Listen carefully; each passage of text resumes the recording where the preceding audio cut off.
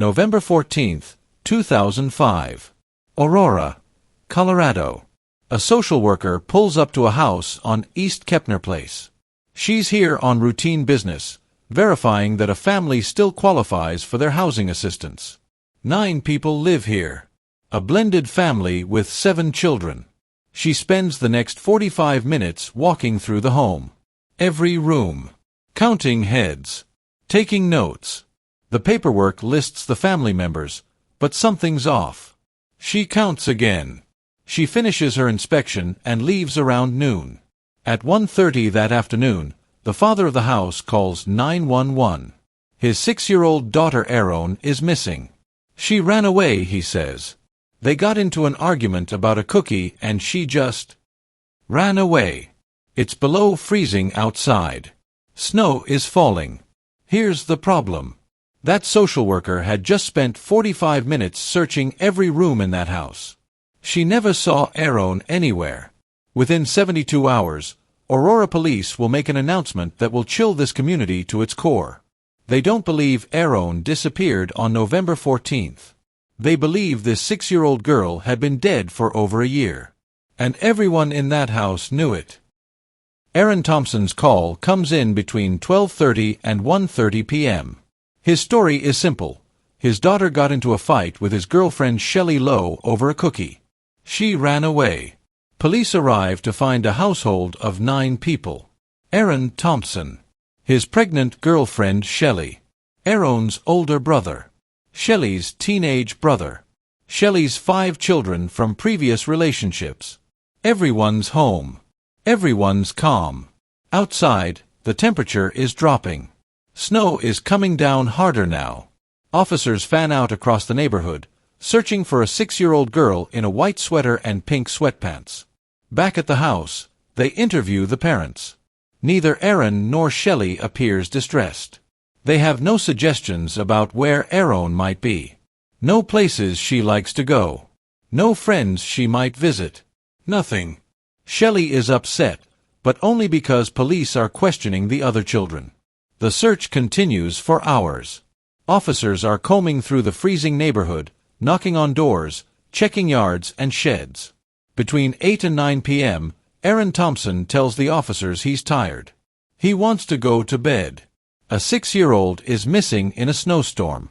And her father wants to go to sleep. He agrees to come to police headquarters for a formal interview. But he never makes it. Instead, he falls asleep on his own stairs sometime between 10 and 11 p.m. The next day, both Aarone and Shelley stop cooperating with police entirely. They refuse to answer questions. They refuse to take lie detector tests. And investigators start to realize something is very, very wrong here. Let me tell you about Aarone Thompson. She was born November 30th, 1998, in Michigan. Her parents were Aarone Thompson and Lynette Thompson. She had an older brother, Aaron Jr. In 2001, when Aarone was not quite 3 years old, Aaron decided to move the children to Colorado. Lynette was supposed to come with them, but she had to be hospitalized. She planned to join them after she recovered. Aaron called her and told her not to come. Then he refused to tell her where he was living.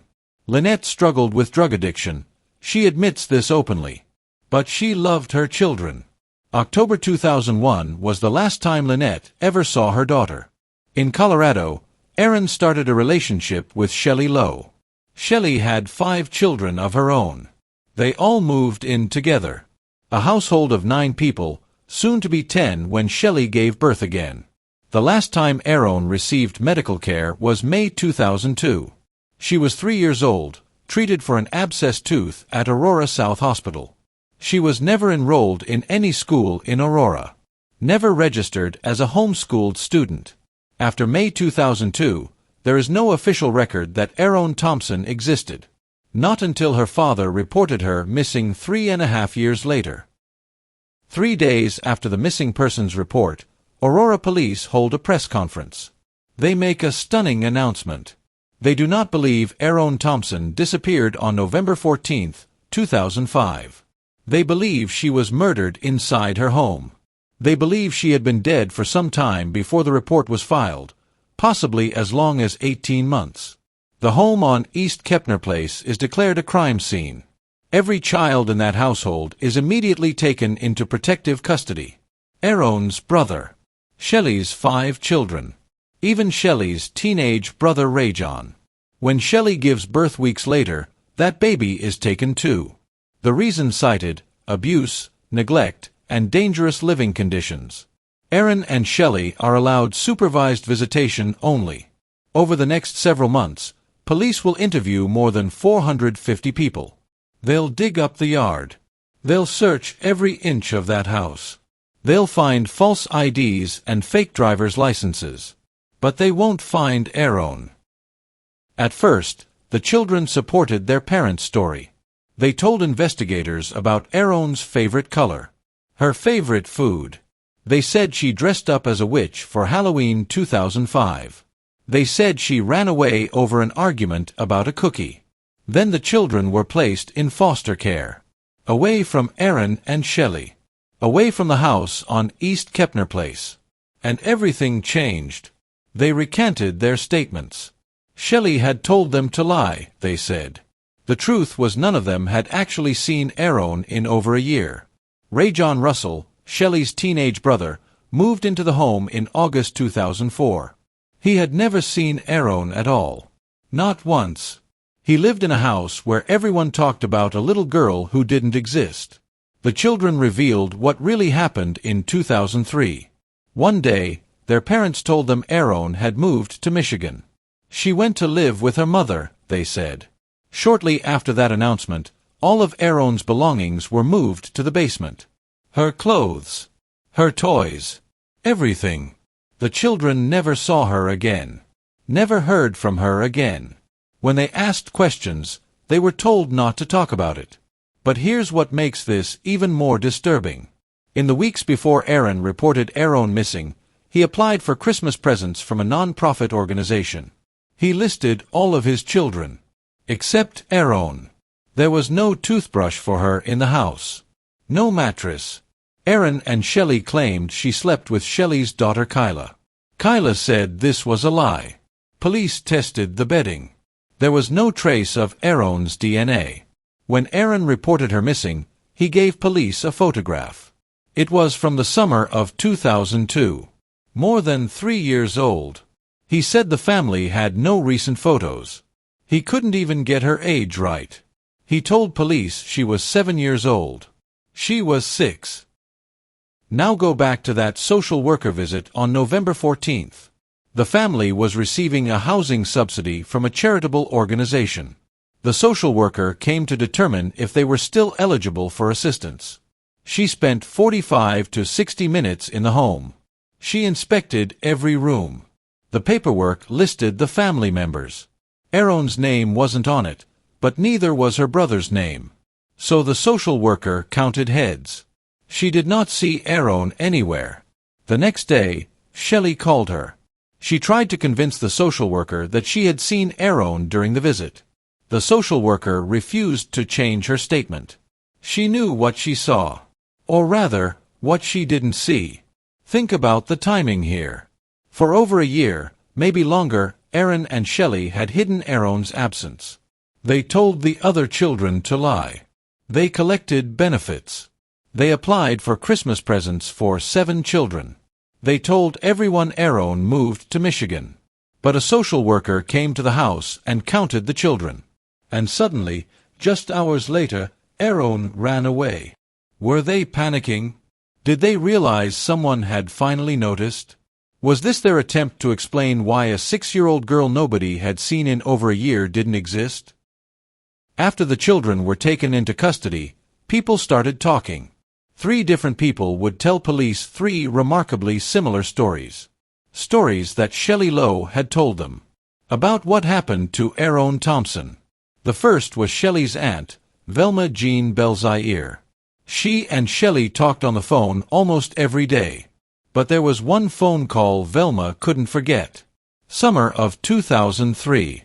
Shelley called her aunt in a panic. She asked what to do if a child stops breathing. She said either she or Aarone were going to discipline his daughter. The child had passed out. Velma told her, "Call 911. Call 911 right now." A couple of days later, Velma asked about the child. Shelley's response was chilling. "I took care of it." They spoke almost daily after that. Shelley never mentioned Aarone again.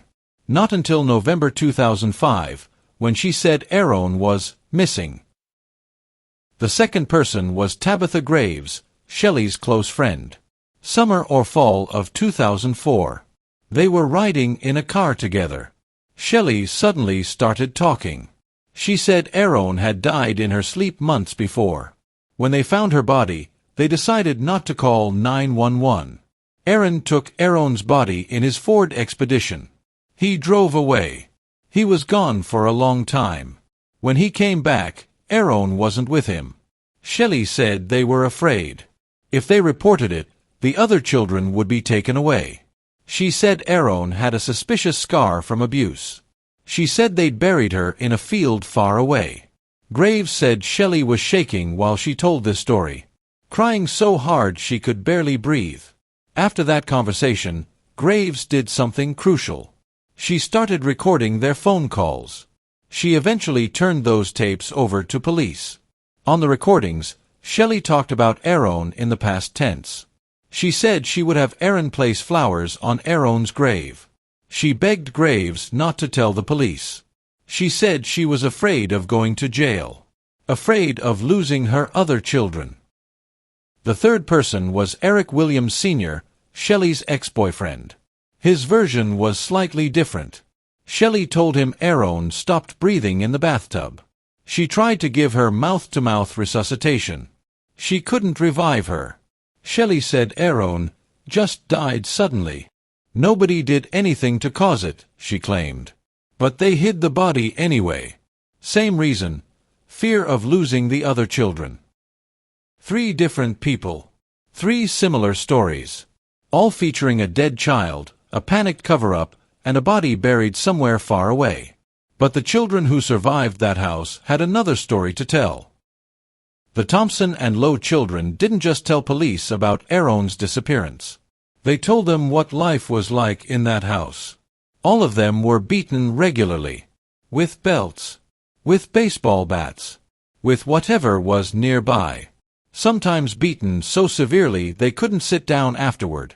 They said at least one child was beaten every day. Several of them still bear scars from the abuse. Aarone had it worst of all. She was repeatedly beaten.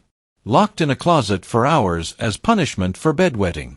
Denied proper food. Denied medical care. The other children watched this happen. They were terrified. Andrew, one of Shelley's sons, told police about the last time he heard Aarone. One night, he heard Aaron beating her in the basement. Aarone was screaming. Then suddenly, the screaming stopped. He heard Aaron swear. That was it. He never saw Aarone again. A day or two later, Andrew asked his mother where Aarone was. Shelley told him she moved to Michigan. Over the next few days, Andrew noticed a smell in the basement. A bad smell. It lasted for several weeks. Shortly after Aarone disappeared, something else changed. Shelley started going to church. She began saying nightly prayers with the children. This was completely out of character for her. She'd never been religious before. The children remembered this because it was so strange. Their mother, who had just told them Aarone moved away, suddenly needed to pray every night. Think about those other children for a moment. 7 kids living in that house. Watching their sister get beaten. Hearing her scream. Then one day she's gone. And they're told to say she moved to Michigan. Told to lie if anyone asks. Told that if they say anything, they'll lose each other too. They lived with that fear. That secret. For over a year. Some of them for almost 2 years.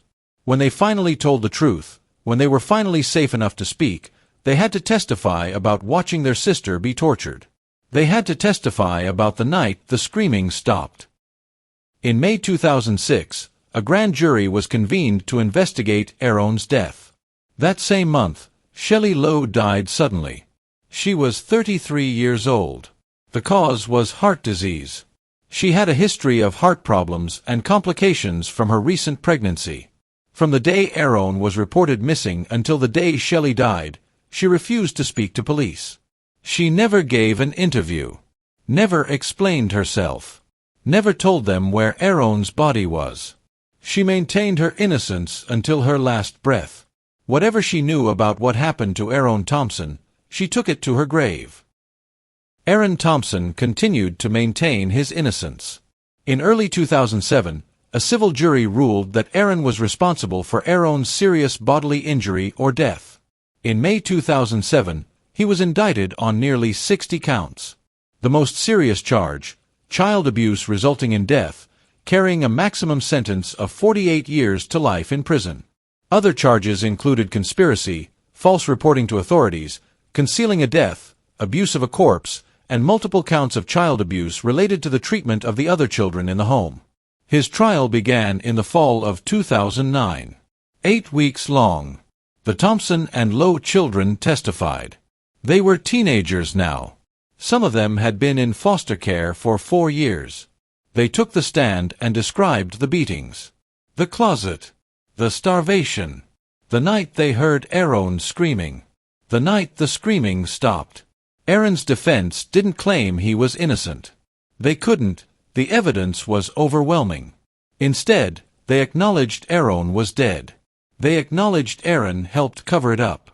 But they claimed Shelley killed her. They said Aarone only helped hide what she had done. That he was protecting the mother of his children. That he was scared. The jury didn't buy it. In November 2009, Aarone Thompson was convicted of 31 out of 55 charges, including child abuse resulting in death.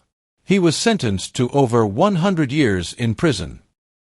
But here's what no one could answer at trial. When exactly did Aarone die? How did she die? Was it in the bathtub, like Shelley told one person? Was it from a beating in the basement, like Andrew heard? Was it in her sleep, like Shelley told another friend? Did she die from one final beating?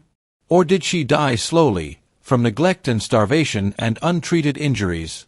And the question that haunts this case, where is Aarone Thompson? Aarone took her body somewhere in his Ford Expedition. A field far away, according to Shelley. But which field? Which direction? How far did he drive? How long was he gone? Authorities believe Aarone died sometime in 2003. That matches when the children were told she moved to Michigan. Matches the phone call to Shelley's aunt in the summer of 2003. Matches when all of Aarone's belongings were moved to the basement.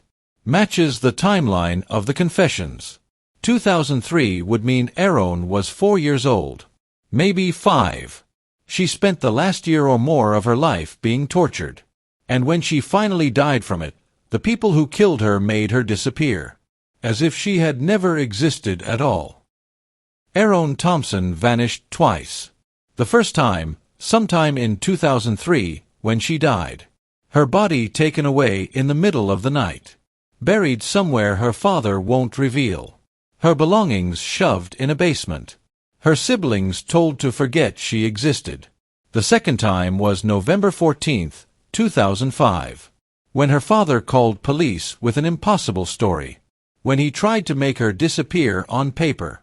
To create an explanation for why nobody had seen her. To manufacture a moment when she stopped existing. So no one would ask why a 6-year-old girl had no life. But here's what Aarone Thompson didn't count on. A social worker who counted heads. Children who eventually felt safe enough to tell the truth. Friends and family who couldn't live with what they knew. And investigators who refused to believe a child arguing over a cookie would run away into a snowstorm and never come home. Aarone Thompson is in prison. He'll die there. But Aarone Thompson is still out there. In a field somewhere. Far away, according to the woman who helped hide her. Somewhere in Colorado, or maybe beyond. A 4-year-old or 5-year-old girl who loved her favorite color. Who wanted cookies. Who deserved so much more than she got.